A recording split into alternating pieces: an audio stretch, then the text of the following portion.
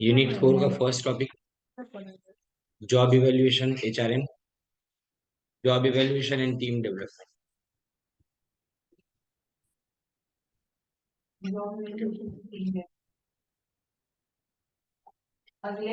अब define job evaluation, how does it differ from performance appraisal. Job evaluation और performance appraisal में क्या फर्क है, ये बहुत बड़ा क्वेश्चन है। अब इसमें देखिए, concept of job evaluation. Job evaluation is systematic way to determining the value or worth of a job। यानी कोई भी जॉब अंडरलाइन करो, कितनी हमारे लिए इम्पोर्टेंट है ऑर्गेनाइजेशन के लिए, वो देखना। जॉब एवेल्युएशन के अंदर अपने अलग अलग जॉब के बीच में कंपैरिजन करते हैं और उसका रिलेटिव वर्थ, वर्थ यानी वो कितनी जरूरी है हमारे लिए।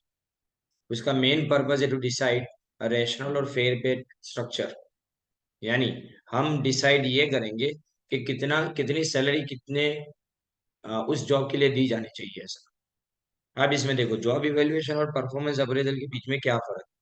Definition, it is a process of deciding relative worth of job, जबकि performance appraisal deciding the worth of a job holder. इसमें काम की अहमियत है, जॉब इवैल्यूएशन में उसमें इंसान की अहमियत है, राइट। एंड एम और purpose, the main purpose is to decide rational pay structure, यानी wage rates for differential job, अलग अलग जॉब के लिए कितना पगार देना चाहिए। जबकि यहाँ पे परफॉर्मेंस अप्रेजल में अपने क्या देखते हैं, its main purpose is to decide the incentives and rewards for superior performance। जो टॉप लेवल के परफॉर्मेंस है ना, बराबर, उनके लिए कितना हम सैलरी स्ट्रक्चर डिसाइड करेंगे। इट शोज, तो जॉब इवैल्यूएशन क्या दिखा रहा है कि how much a job is worth, यानी काम कितना इंपॉर्टेंट है हमारे लिए। जबकि परफॉर्मेंस अप्रेजल में बार बार बोलता हूँ कि इंसान कितना इंपॉर्टेंट है अपने लिए, वो देखा जाता है ना। Features of job evaluation, according to Henderson, following are the important features of job evaluation. It tries to assess jobs and not people। इसमें जॉब असेस किया जाता है, इंसानों को नहीं। दूसरी बात, the standard of job evaluation, या रिलेटिव है। रिलेटिव, एब्सोल्यूट दोनों। रिलेटिव मतलब किसी के साथ कंपेयर करना, और एब्सोल्यूट का मतलब सीधा सीधा उसको चेक करना किसी के साथ कंपेयर किए बिना। फिर the basic information is obtain from job analysis, यानी जॉब इवैल्यूएशन जिसके बेस के ऊपर किया जाता है वो सारी इंफॉर्मेशन अंडरलाइन करो, जॉब एनालिसिस से मिलती है। Job evaluation carried out by groups not bye individuals. Job evaluation कौन करता है, जॉब इवैल्यूएशन कुछ लोग साथ में मिलके करते हैं। जबकि जो अपने बात करें परफॉर्मेंस अप्रेजल, वो इंडिविजुअल्स करते हैं। Some degree of subjectivity is always present in job evaluation. Subjectivity मतलब इंसान पे डिपेंड करता है, बराबर नहीं, वो subjectivity. Job evaluation does not fix pay scales but merely provide the basis for fixing a rational pay structure. ये आपको क्या प्रोवाइड करेगा, रेशनल पे स्ट्रक्चर, मतलब कैसा पे स्ट्रक्चर आपके लिए होना चाहिए वो प्रोवाइड करेगा। Then essential for the success of job evaluation programme, in the opinion of Wallace, Bradley, Treeman and Walker, following are the essential. Essential यानी कौन कौन सी चीजें जरूरी है जॉब इवैल्यूएशन करने के टाइम पे। तो there should not be any duplication in criteria, एक से ज्यादा क्राइटेरिया नहीं होना चाहिए, यानी एक जैसे दो क्राइटेरिया नहीं होने चाहिए, sorry. Criteria must be definable, जो क्राइटेरिया के बेस के ऊपर अपने जॉब इवैल्यूएशन करते हैं उसकी डेफिनेशन दे पाए अपने, और वो मेजर कर पाए। Criteria should be such that they can be easily understood by the employees. Criteria employee समझ पाए वैसा होना चाहिए। They should not cause excessive administrative cost, उससे एडमिनिस्ट्रेशन का कॉस्ट बढ़ना नहीं चाहिए, यानी बेकार का खर्चा नहीं होना चाहिए। And criteria should be selected after considering legal aspects, कानून भी देखना है उसके लिए. Management should explain the techniques and program of job evaluation to the operating managers. Further, they should be given complete information about the techniques and programs of job evaluation. Management किसके बारे में explain करेगा? Technique और programme के बारे में, job evaluation के. Right, यानी पहले से उनको बता देना है कि किस तरह से उसका जॉब इवेल्युएशन किया जाएगा, यानी जॉब का. And job evaluation program and technique should cover all the groups of employee, यानी सारे एम्प्लॉय के ग्रुप्स के लिए किया जाना चाहिए. And job evaluation program and technique should be easy to understand by all employees. Job evaluation समझने वाले को समझ में आना चाहिए वो. And company should obtain acceptance and support of TU to the trade union. TU का मतलब trade union to the job evaluation program. Company क्या एक्सेप्ट करे, कंपनी क्या एक्सपेक्ट करे कि जो भी ट्रेड यूनियन है ना, उनके सारे जॉब इवेल्युएशन के प्रोग्राम को माने और उसको मान्यता दे. फिर guidelines for conducting job evaluation. तो regulation for conducting job evaluation programme. Rate the job and not the person. अपने किसको रेट देना है? जॉब को, इंसान को नहीं. दूसरी बात, try to collect all information accurately. सब इंफॉर्मेशन बराबर से तुम्हारे पास आनी चाहिए. Consider the distinguishing feature of the jobs and its relationship with other jobs. एक जॉब दूसरी जॉब से कैसे डिस्टिंग्विश यानी अलग है, और उसका दूसरी जॉब के साथ में क्या रिलेशन. फिर जॉब को इंडिपेंडेंटली और ऑब्जेक्टिवली यानी पर्पस के साथ में स्टडी करना चाहिए. उसके बाद में फाइनल डिसीजन लेना है. Job evaluation must be conducted after considering the factual and accurate information. Perfect information ध्यान में रख के उसको डिसाइड करना चाहिए. The results of job evaluation must be fair and rational. जो भी उसका रिजल्ट होता है वो फेयर एंड रैशनल. फेयर यानी प्रॉपर एंड रैशनल यानी समझदारी वाला होना चाहिए. अब लिमिटेशंस और प्रॉब्लम्स, इसमें भी परेशानियां है. तो पहले, जॉब इवेल्युएशन एग्जैक्टली साइंटिफिक नहीं हो सकता. The modus operandi of most of the techniques is difficult to understand even for the supervisor. modus operandi का मतलब उसकी प्रोसीजर, उसको modus operandi बोलते हैं. प्रोसीजर को क्या बोलेंगे? modus operandi. Mode of operation उसको लैटिन में बोला जाता है modus operandi. बराबर. the factors taken by program are not exhaustive, यानी अनलिमिटेड नहीं होता. जो भी फैक्टर्स होते हैं ना, वो अनलिमिटेड नहीं होते. And there may be wide fluctuation in compensable factors due to changes in technology, values and aspirations of employees. Employ बदलते, टेक्नोलॉजी बदलती है, वैल्यूज सही गलत जो है ना वो बदलता है ऑर्गेनाइजेशन के लिए. तो उसमें अगर फ्लक्चुएशन आएगा तो ये भी बदलेगा. एम्प्लॉय, ट्रेड यूनियन, मैनेजमेंट और प्रोग्राम ऑपरेटर में assign different weightage to different factors. सब लोग अपनी अपनी मान्यता से अलग अलग हर चीज को इंपॉर्टेंस दे रहे. वेटेज यानी इंपॉर्टेंस देना. दिस में क्रिएट डिस्प्यूट, इसलिए अंदर अंदर है, उनके बीच में प्रॉब्लम्स क्रिएट होते हैं. एक जन मानेगा, दूसरा नहीं मानेगा. Job evaluation program once prepared may not be useful for the next time. एक बार तैयार किया तो नेक्स्ट टाइम वही प्रोग्राम आपके लिए इतना सेम टू सेम चलेगा नहीं ना. अब ये मेथड्स है, methods of job evaluation. Following are the basic methods of job evaluation. सबसे पहले आता है रैंकिंग मेथड. ये सबसे सिंपल मेथड है, अंडरलाइन करो. इन दिस मेथड जॉब को अपने हाईएस्ट से लोवेस्ट अरेंज करेंगे. यानी हम ये सोचेंगे कि फलानी जॉब का हमारे ऑर्गेनाइजेशन में कितना इंपोर्टेंस है. जॉब को अपने उसकी डिफिकल्टी के मुताबिक अरेंज करेंगे. Jobs at the top has the highest value and job at the bottom उसकी कम से कम वैल्यू लिखी जाती है. जैसे यहाँ पे नीचे बताया गया है, देखो एग्जाम्पल में रैंक अकाउंटेंट को सबसे ज्यादा दिया गया किसी ऑर्गेनाइजेशन में. फिर अकाउंटेंट क्लार्क, उसके बाद में अकाउंटेंट असिस्टेंट, फिर मशीन ऑपरेटर और ऑफिस बॉय. तो सबकी सैलरी उसके इंपोर्टेंस के हिसाब से सेट की है. जो सबसे ज्यादा इंपोर्टेंस है उसको सबसे ज्यादा सैलरी मिलेगी. तो यहाँ पे नेचर ऑफ जॉब के ऊपर एम्प्लॉय की जॉब का इवेल्युएशन किया जाता है. अब दूसरी मेथड है, देखो जॉब क्लासिफिकेशन मेथड या तो ग्रेडिंग मेथड. ग्रेडिंग यानी हम उसको है ना नंबर्स देंगे, ग्रेड देंगे, ABCD इस तरह से. अब pre determined job groups or job classes are established and jobs are assigned to these classifications.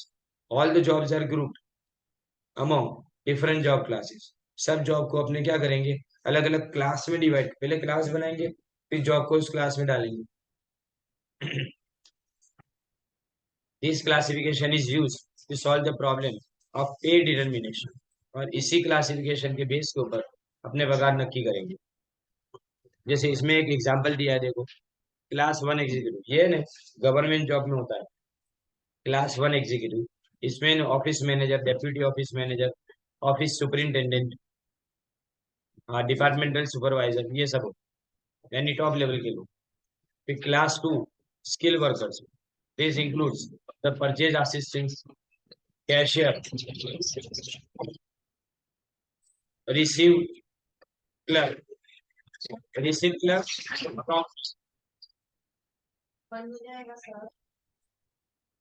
यानी मतलब ये स्किल वर्कर्स है, स्किल के बेस के ऊपर।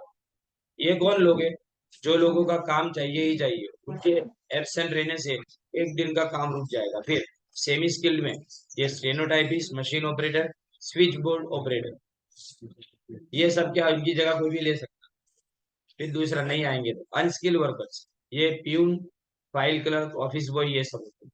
अब ये मेथड से क्या फायदा होता है, तो this method is less subjective than ranking method. इसमें अपने सब्जेक्टिव यानी इंसान पे डिपेंड नहीं करते, अपने काम पे डिपेंड करते हैं। यहाँ पे सारे एम्प्लॉयज को समझाना आसान हो जाता है अपने लिए कि इसमें किस तरह से तुम्हारे कैटेगरी को पगार दिया गया है। फिर it takes into account all factors, यानी पूरा कंटेंट दिया जाता है, सब चीजें उसमें ली जाती है, और ये इफेक्टिवली है for a variety of jobs पर डीमेरिट बेस के। देखो even if requirements of different jobs are different, they may be combined into single category. अलग अलग जॉब है पर एक में कैटेगराइज कर सकते हो depending upon the job status. It is relatively difficult to write grade description. अब ग्रेड किसको बोलेंगे और ग्रेड का डिस्क्रिप्शन मतलब उसको कैसे डिफाइन करेंगे, वो नक्की नहीं हो पाता। when the individual job description and grade descriptions do not match, यानी हर इंसान का ग्रेड मैच नहीं करता, तो इस वक्त इवेल्युएटर जो है ना, वो जॉब को सब्जेक्टिव जजमेंट से क्लासिफाई करेगा, तो अपने अपने मुताबिक क्लासिफाई करेगा। अब factors comparison method, in this method each job is ranked for several times according to series of factors। एक नहीं, एक से ज्यादा फैक्टर्स के ऊपर ध्यान दिया जाता है यहाँ। इसमें क्या क्या आता है, एक तो सबसे पहले मेंटल एफर्ट, तुम अपना दिमाग कैसे इस्तेमाल करते हो आने पे।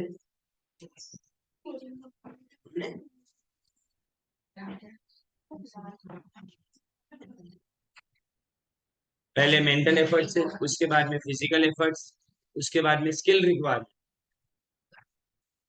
किसकी कितनी स्किल रिक्वायरमेंट, इस जॉब की कितनी स्किल रिक्वायरमेंट, कौन से जॉब पे कितनी जवाबदारियां है, वर्किंग कंडीशंस क्या है, ये देखा जाता है इसमें। अब इसमें step involve,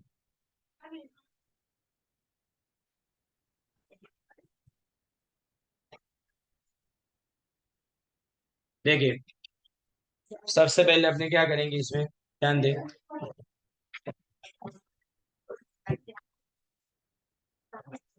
select key jobs with different wage और salary level within the organisation.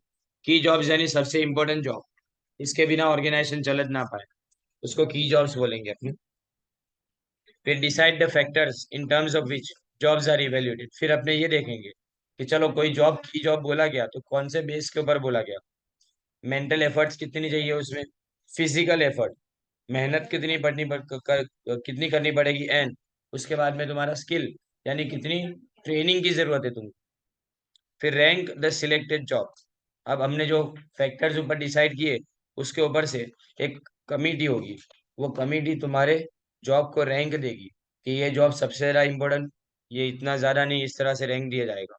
और उसके बाद उसकी मनी वैल्यू डिसाइड की जाएगी कि अगर कोई फलाना इंसान अगर नहीं हो तो कितना नुकसान हो सकता है, तो उसकी जगह पे अगर कोई दूसरा इंसान ना चलता हो तो उसको पगार ज्यादा मिलेगा। फिर असाइन करेंगे मनी वैल्यू को और डिटरमाइन करेंगे veg rate for the key job, each की job, and compare all other jobs with the list of key jobs and determine the wage rate. तो इसके बाद में कंपेयर करते करते करेंगे। देखो यार, इलेक्ट्रीशियन 60 रुपये उसको देने, उसका फिजिकल एफर्ट 11 लिखा गया है, मेंटल एफर्ट 14, स्किल के लिए उसको 15, रिस्पॉन्सिबिलिटी के लिए 12 और वर्किंग कंडीशन के लिए 8। सबसे ज्यादा जरूरी क्या है इसके अंदर? मेंटल एफर्ट, दूसरा स्किल, तीसरा जवाबदारी, उसके बाद में तीनों तीन को 1 नंबर पे दिया है देखो। उसके बाद में हमने वर्किंग कंडीशन देखा और लास्ट में फिजिकल एफर्ट्स। फिर इसी तरह से फिटर है सॉरी, फिर उसके बाद में वेल्डर, क्लीनर और लेबरर्स, सबको अपने रैंक देंगे ऐसे। कोई भी हफाजारली रैंक दे देना, अलग नहीं है इसमें। कोई भी ऐसा नहीं कि सेम टू सेम लिखना है। अब इसके फायदे और नुकसान क्या क्या है? It is a systematic, analytical, objective and quantifiable method. पहले क्या लिखा है? सिस्टमेटिक मेथड है। दूसरा लिखा है एनालिटिकल, एनालिसिस उससे आराम से हो पाएगा। ऑब्जेक्टिव मेथड यानी हम टारगेट कर सकते हैं कि कौन से बेस के ऊपर हमको रैंक देना है। और क्वांटिफाइबल, साथ में हम नंबर दे सकते हैं इसको। इन दिस मेथड,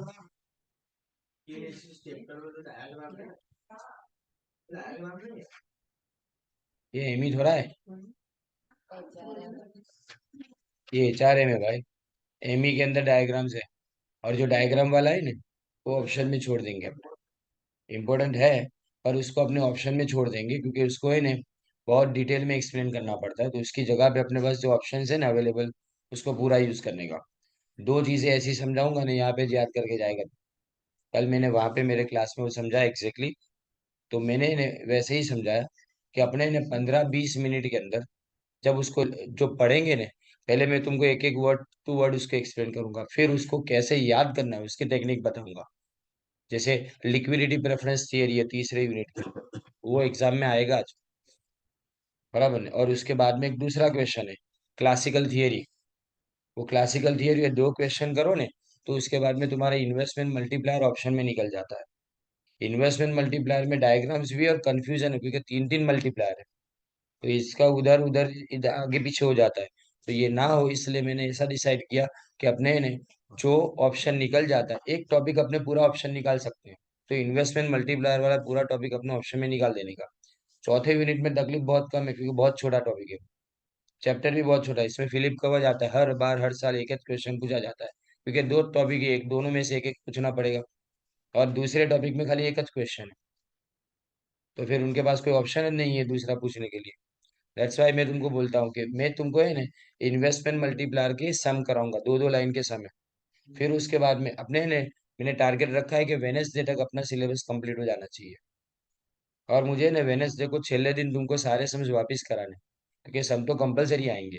8 मार्क का है, तो 10 मार्क का एक सम पहले यूनिट में से तो होगा ही, बराबर। और तीसरे यूनिट में से भी सम आ सकता है। तो पहले और तीसरे यूनिट में से अगर 8 और 5, तो टोटल मिला के 13 मार्क के तो सम हो गए तुम्हारे।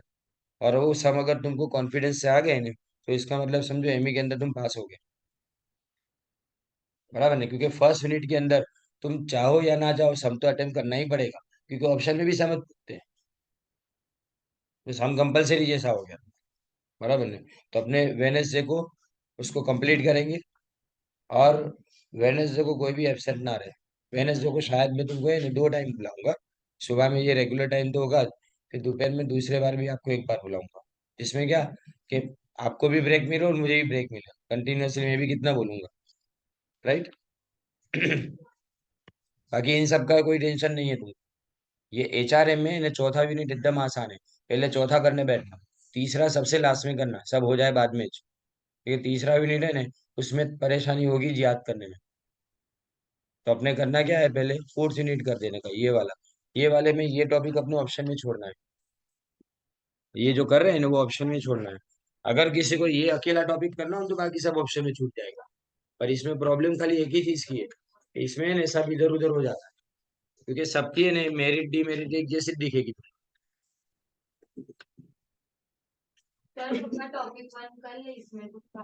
बाकी सब ऑप्शन छूट जाए, बाकी सब गारंटी अपनी। टॉपिक 1 करो ने, तो इसमें सब क्वेश्चन कोई भी पेपर देख लेना, ये टॉपिक 1 के अंदर तो है ही। अपने पास है ना खाली पेपर एक ही है 2019 का, जो ये पेपर स्टाइल के हिसाब से एचआर है। मैं बार बार तुम लोगों को बोलता हूँ, क्योंकि अपने पास क्या है कि सिलेबस चेंज हुआ, और सिलेबस चेंज हुआ ने तो सिलेबस के अंदर टॉपिक चेंज नहीं हुए, टॉपिक खाली ऊपर नीचे किए। तो जो तुम अभी यहाँ पे देख रहे हो ना वो पहले थर्ड यूनिट में था, और जो इसका टॉपिक सेकंड देखेंगे ना अपने, वो पहले सेकंड यूनिट में था। तो ये ऊपर नीचे हो गया तो क्वेश्चन समझ में नहीं आता कि कौन सी जगह पे पूछा गया है। तो अपने लिए ये सबसे इम्पोर्टेंट ये है कि अपने खाली एक आध पेपर पे डिपेंडेंस रखने का। तो इसमें तो इम्पोर्टेंस जो दूं ना वही आपको करना पड़ेगा। बाकी सब में पेपर देख सकते हो दो सब्जेक्ट में, इसमें पेपर नहीं देख सकते अपने, बराबर नहीं। अब देखो इसमें merits, it is a systematic, analytical, objective and quantifiable method. देखो सिस्टमेटिक, स्टेप बाय स्टेप किया जाता है। एनालिटिकल मतलब पूरा एनालिसिस करते हैं अपने उसके अंदर कौन सी जॉब का कितना वर्थ है। फिर ऑब्जेक्टिव यानी हम टारगेट को ध्यान में रखते हैं उसमें। एंड फाइनली उसमें नंबर्स देते हैं, इसका मतलब क्वांटिफाइबल। दूसरा, in this method each job is compared with other jobs to determine its relative money value. हर जॉब को दूसरे के साथ कंपेयर किया जाता है। फिर ये इजी है, एम्प्लॉय भी समझते हैं ये मेथड को। एंड ये फ्लेक्सिबल है, क्योंकि उसमें ऐसी लिमिट नहीं है रेट करने की, रेटर कोई भी रेट दे सकता है। फिर demerits, it is very difficult to understand to explain to operate this method. Difficult किसके लिए? दोनों के लिए। एम्प्लॉय के लिए तो इन्हें समझा देंगे तो समझ जाएंगे वो, लेकिन जो समझाने वाला इंसान है ना, वो शायद पूरी तरह से इसको समझ ना पाए। फिर उसके बाद में use of same factors for all the jobs, वो प्रॉपर नहीं है, अप्रोप्रिएट नहीं है। कैसे? क्योंकि मैं सबको एक तरीके से जज करूंगा तो सब जॉब में अलग अलग क्वालिटी की जरूरत पड़ती है, वो गलत हो जाता है। And this method is time consuming and costly, महंगी भी है क्योंकि आपको रेटर लाना पड़ेगा बाहर से जो रेट करेगा, और दूसरी बात एक्सपर्ट की जरूरत पड़ेगी, ये सब आपको चार्ज करती हो, और टाइम भी ज्यादा जाता है। फिर उसके बाद में आता है पॉइंट मेथड। ये सबसे ज्यादा यूज की जाती है पॉइंट मेथड। और इस मेथड के अंदर की जॉब्स को अपने सिलेक्ट करेंगे, key jobs are selected and key factors are identified. यानी हम की जॉब सिलेक्ट करके उसमें से बेसिक फैक्टर्स को आइडेंटिफाई करेंगे। आइडेंटिफाई यानी उसमें से फाइंड आउट करेंगे। फिर points are assign to each factor, हर किसी को पॉइंट देंगे। आगे क्या, रुपीस दिए थे कि इतने काम के लिए इतने पैसे मिलने चाहिए, यहाँ पॉइंट देंगे। Points are added to decide total points, और हर पॉइंट को एक एक करके अलग अलग की एरियाज में दे के टोटल करेंगे, तो आपको पता चलेगा कि टोटल पॉइंट्स कितने होते हैं। फिर उसके बाद after this relative worth of job and wage rate is decided. Jobs जिसमें टोटल पॉइंट सेम हुए ना, उसको सेम पे स्केल दिया जाएगा, यानी सेम पगार दिया जाएगा। अब प्रोसीजर, सबसे पहले अपने क्या करेंगे, की जॉब को सिलेक्ट करेंगे, और जिसमें की जॉब में की फैक्टर्स कौन कौन से हो सकते हैं, एक तो तुम्हारी स्किल, कितनी लायकात की तुमको जरूरत है, तुम्हारे एफर्ट्स, मेहनत कितनी चाहिए, तुम्हारी रिस्पॉन्सिबिलिटी यानी जवाबदारियां क्या होगी, ये बात इसमें आती है। Divide each major factor into number of sub factors. अब जैसे कि एफर्ट है, तो एफर्ट को अपने डिवाइड करेंगे कि मेंटल एफर्ट कितना चाहिए, फिजिकल एफर्ट कितना चाहिए, स्ट्रेस, टेंशन कितना आएगा इंसान को। फिर assign point two each factor and find out the total number of points for each job. Her job के लिए टोटल नंबर्स अपने ढूंढेंगे। On the basis of total number of points for each job decide the relative worth of job. और उस base के ऊपर अपने relative worth decide करें, क्योंकि जॉब कितनी हमारे लिए इंपॉर्टेंट है। Convert the points into money value to decide wage rate. फिर ये सारे पॉइंट को मनी में कन्वर्ट कर देंगे। अब देखो कैसे ग्रेड दिया गया। पॉइंट रेंज 500 से 600 के बीच में होने तो 300 400 अपने पगार देंगे। 600 से 700 के बीच में पॉइंट होने तो 400 500 पगार देंगे। अब किसको पगार दिया जाएगा वो भी साइड पे अपने एग्जाम्पल में देना है। अब manager 1 scale, manager 2 scale, manager 3 scale, उन सबकी पगार बढ़ती जा रही है क्योंकि उनके पॉइंट भी बढ़ते जा रहे हैं। अब मेरिट, ये मेथड सुपीरियर है, ज्यादा अच्छी है बाकी सबसे, क्योंकि पॉइंट देने पैसे नहीं। उसके बाद में it takes into account all the key factors and sub factors. Main factor जैसे बोला मैंने कि एफर्ट तो ध्यान में रखा जाएगा, लेकिन उसके सब फैक्टर जैसे मेंटल एफर्ट, फिजिकल एफर्ट और स्ट्रेस, वो भी ध्यान में रखा जाएगा। In this method there is no possibility of personal bias. कोई पार्शियलिटी नहीं हो सकती इसमें, क्योंकि सबको पॉइंट देने, तो पार्शियलिटी कैसे करेंगे। उसके बाद दिस मेथड, डीमेरिट्स में देखो, this method is complex, very difficult, and it is time consuming because a lot of time is consumed in various steps. In certain managerial job, it is difficult to quantify the number. पहले तो time consuming है क्योंकि उसमें ज्यादा time जाता है, और कुछ मैनेजरियल जॉब ऐसी है जिसके अंदर अपने नंबर को क्वांटिटी में डिसाइड नहीं कर सकते। Right now again another question, ये तुम्हारा टॉपिक 2 है, जिसमें compensation, wage, salary, wage level and wage structure है। ये जो है ना, ये टॉपिक भी बहुत ही इजी है समझने में, कि पगार कौन से चीज के ऊपर डिसाइड किया जाएगा। और इसमें से काफी सारी चीजें ऐसी है ना जो कॉमन सेंस की है, कि अपने खाली एक बार पढ़ें तो भी दिमाग में बैठ जाए कि नहीं बराबर है, ये चीजें तो होनी चाहिए, कि जब भी अपने किसी की सैलरी डिसाइड करेंगे तो कौन कौन सी बातों को ध्यान में रखेंगे। राइट, अब देखो इसमें, explain the meaning of compensation, wage, salary, wage level and wage structure. ये सब कॉम्पनसेशन एंड एडी मार्क का क्वेश्चन आपको पूछ सकते हैं। देखो, compensation reward refers the rewards और रेम्यूनरेशन, यानी जो पगार, वर्तर बोलते हैं इसको, रिटर्न जो दिया जाता है employee for the services rendered by them to organization for specific time period और स्पेसिफिक वर्क।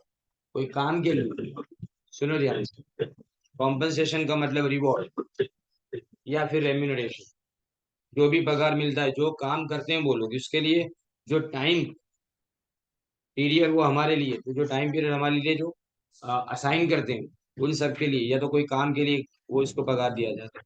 कॉम्पनसेशन में भी defined as money receive for performance of work, काम करने के वक्त जो पगार आपको दिया गया वो, and for specific time period and specific work. Plus compensation में सिर्फ पगार अकेला नहीं आता, साथ में जो भी बेनिफिट्स मिलते हैं ना, वो सब भी आ गए। तो इसमें दो तरह के कॉम्पनसेशन है, एक तुम्हारा डायरेक्ट कॉम्पनसेशन, यानी मतलब जो तुम्हारे बैंक अकाउंट में हर महीने क्रेडिट किया जाता है, राइट, और दूसरा इनडायरेक्ट कॉम्पनसेशन, जिसमें सारे बेनिफिट जिसको अपने फ्रिंज बेनिफिट में देखा था, वो सब चीजें इसमें कवर हो गई। अब डायरेक्ट कॉम्पनसेशन, जिसमें पैसे दिए जाते हैं, जिसमें salary, wages, bonus, over time, सब जिसमें मनी वैल्यू होती है, जबकि इनडायरेक्ट के अंदर non monetary monetary benefits and fringe benefit, जैसे कि इसमें लाइफ इंश्योरेंस आपको दिया जाए फ्री में, कंपनी की तरफ से ग्रुप इंश्योरेंस करवाते हैं।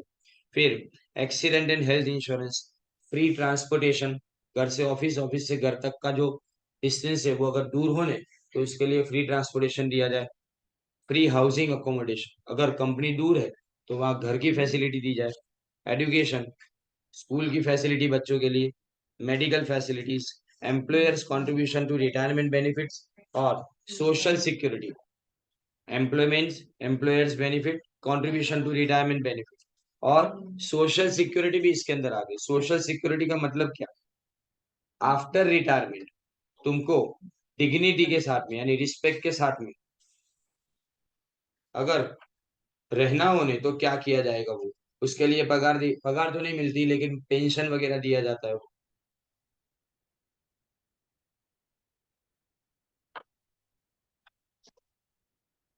फिर आगे, पर्पज ऑफ कॉम्पनसेशन, कॉम्पनसेशन का मकसद क्या होता है, to attract efficient employees to the organization, हम एम्प्लॉइज को अट्रैक्ट कर पाएंगे, कॉम्पनसेशन अच्छा नहीं तो लोग ज्यादा नए एम्प्लॉइज भी हमारे ऑर्गेनाइजेशन में आने के लिए तैयार हो जाएंगे। To motivate them to work hard, जो पुराने एम्प्लॉइज है वो ज्यादा काम करेंगे, एफिशिएंट स्टाफ अपने बिजनेस को छोड़ के जाएगा नहीं। फिर to avoid grievance of industrial dispute, grievance यानी परेशानियां, इंडस्ट्रियल डिस्प्यूट यानी एम्प्लॉयर और एम्प्लॉई के बीच में जो झगड़े होते हैं उसको इंडस्ट्रियल डिस्प्यूट बोलते हैं। ना, वेजिस किसको बोला जाता है, देखो, वेज यानी क्या, वेज यानी remuneration paid periodically to the workers for the services of labour in the organization, यानी पीरियडिकली का मतलब हर हफ्ते दिया जाए, हर महीने दिया जाए, वो वेज है। पर वेजिस है ना वो आर्ली रेट होता है या डेली रेट, दिन का या तो एक एक घंटे का जो भी पैसा दिया जाता है वो भी प्रोडक्शन और मेंटेनेंस वाले एम्प्लॉइज को, यानी ब्लू कॉलर वर्कर्स, समझ लो जो मेहनत फिजिकली करते वैसे लोगों को ये पगार दिया जाता है, ये वेजिस बोलते हैं उसको। जबकि सैलरी उसमें भी सेम है, उसमें भी यही लिखा है वीकली एंड मंथली, लेकिन इसमें किसको दिया जाता है, ये क्लरिकल यानी टेबल जॉब, डेस्क जॉब जिसको बोलते हैं अपने, इसको व्हाइट कॉलर जॉब बोलते हैं, एडमिनिस्ट्रेशन यानी ऑफिस में बैठ के काम करने वाले और प्रोफेशनल एम्प्लॉइज को दिया जाता है।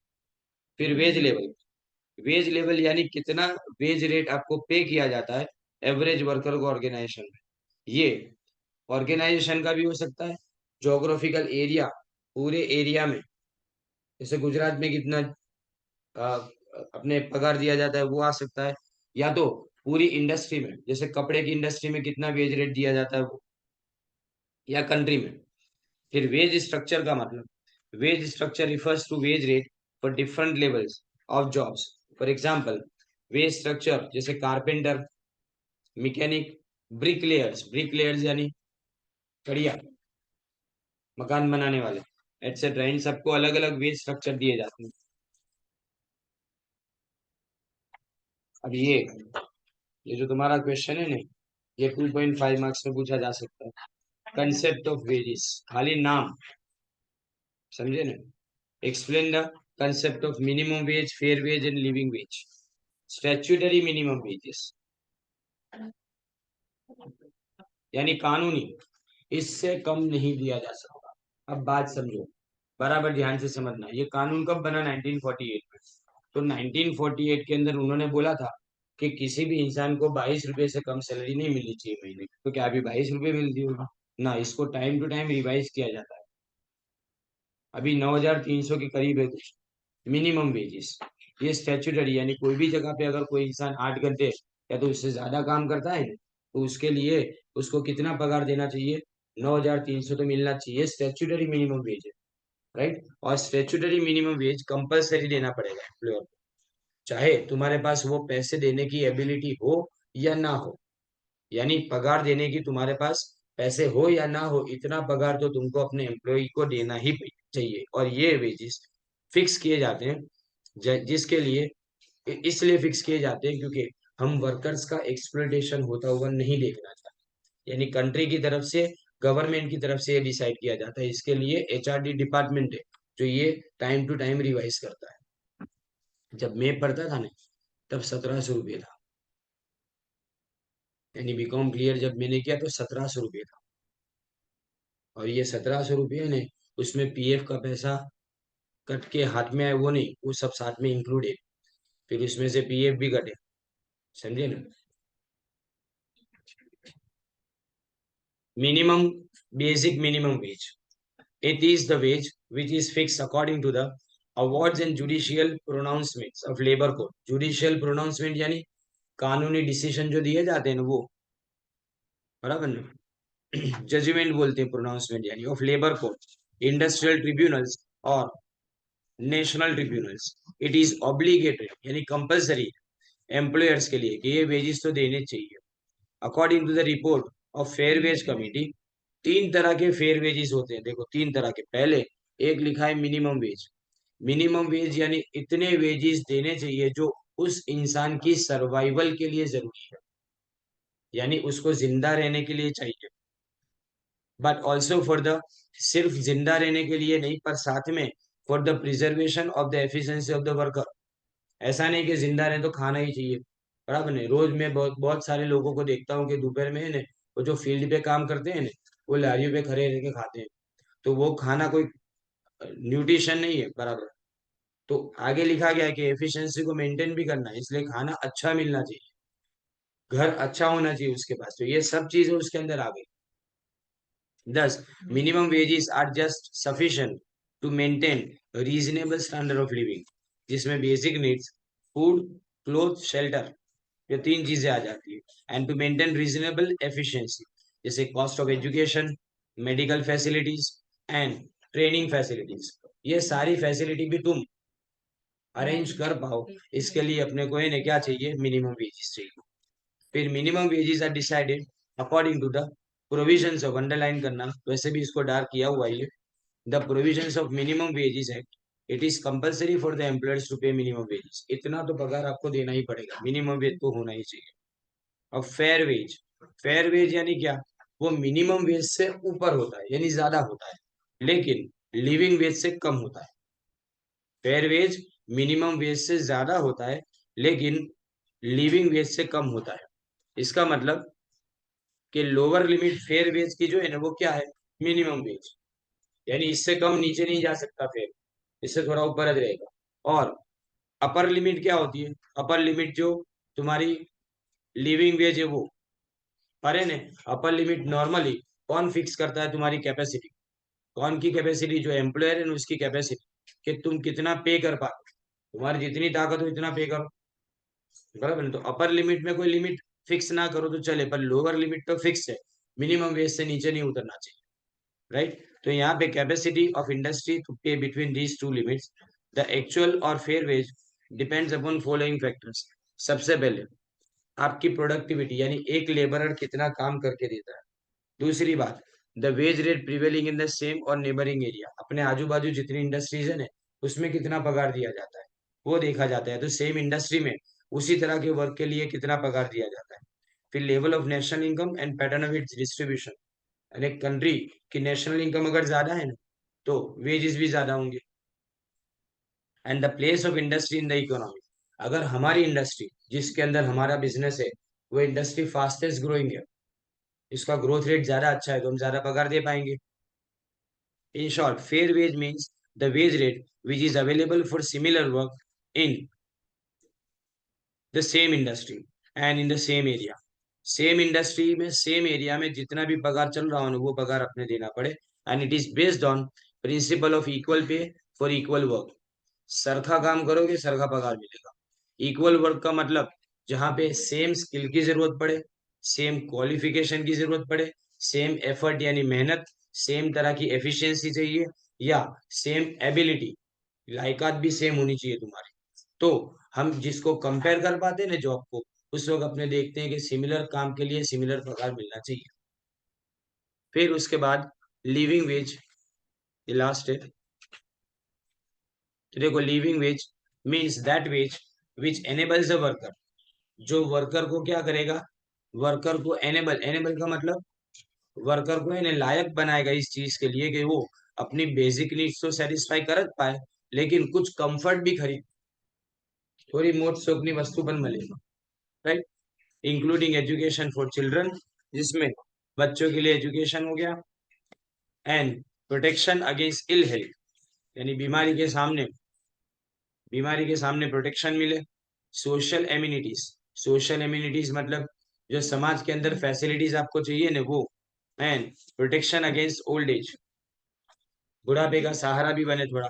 दस living age wage means that amount of wage which is sufficient to cover the following, उसमें कौन कौन सी बातें कवर होती है, basic needs like food, clothing, shelter etcetera, खाना पीना रहना आ गया उसमें, पहनना भी, और इसके बाद में कंफर्ट ऑफ लाइफ यानी सोशल एम्यूनिटीज, समाज में रिस्पेक्टेबल प्लेस बने अपनी, प्रोटेक्शन अगेंस्ट इल हेल्थ, बीमारी के सामने अपने अपने आप को बचा पाए, यानी मतलब हेल्थ की फैसिलिटीज भी अपने आराम से ले पाए।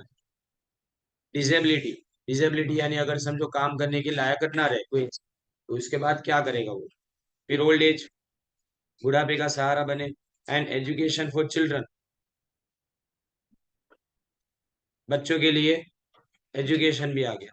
And the living veg is determined by the following factor, सबसे पहला जो इंपॉर्टेंट है वो बार्गेनिंग पावर ऑफ लेबर है, यानी तुम्हारे पास मांगने की ताकत होनी चाहिए एम्प्लॉयर के पास से।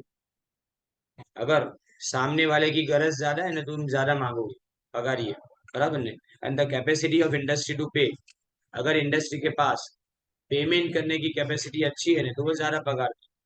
और सबसे लास्ट में जो इम्पोर्टेंट है वो कौन सा है, नेशनल इनकम, अगर नेशनल इनकम कंट्री की ज्यादा है, जैसे यूएस जैसी कंट्री के अंदर ऐसे लिविंग वेजेस ज्यादा होते हैं, क्योंकि आपने बताया कि उस कंट्री की इनकम ज्यादा है, राइट। तो यहाँ तक कंप्लीट किया आज अपने।